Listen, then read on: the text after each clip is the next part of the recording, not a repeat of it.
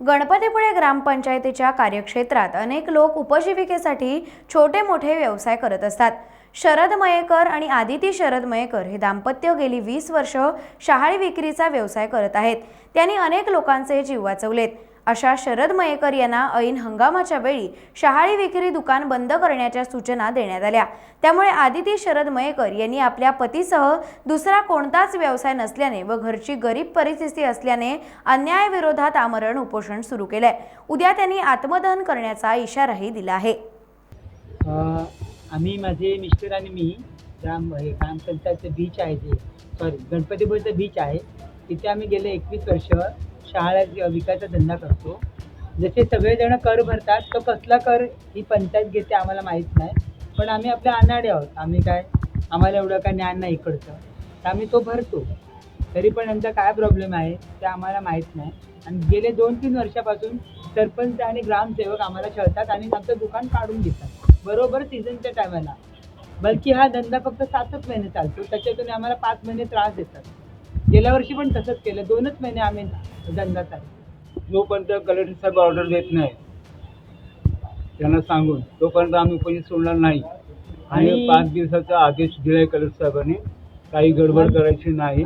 मनाई आदेश दिला होता, तर आम्ही शांतपणे करतो, आम्ही पाळतो येतो।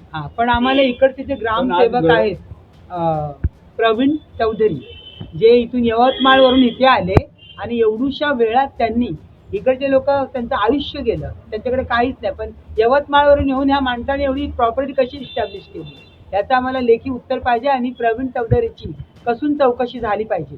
आणि दुसरी गोष्ट, 2 फ्लॅट रत्नागिरीला 4 4 व्हीलर गाड्या आम्ही बसने 7-10 रुपये चालत जातो आणि AC गाडीतून फिरणार।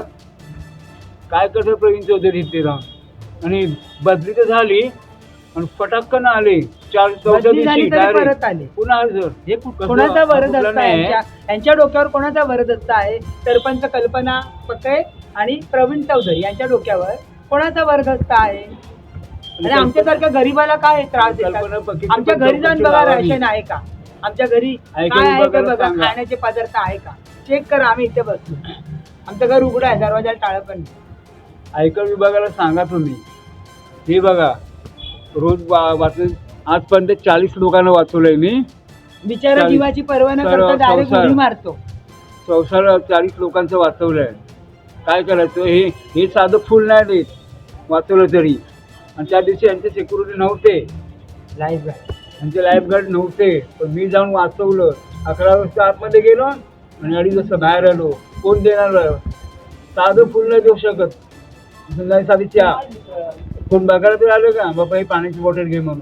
जीवावर खेळून जातो तो स्वतःच्या। आम्हाला आरोग्य कसं असो आमचं, पण चांगलं आरोग्य राहतं। टाइम्स डिजिटलला लाईक करा, सबस्क्राईब करा, शेअर करा आणि बेल आयकॉन दाबायला विसरू नका। पाहत रहा टाइम्स डिजिटल।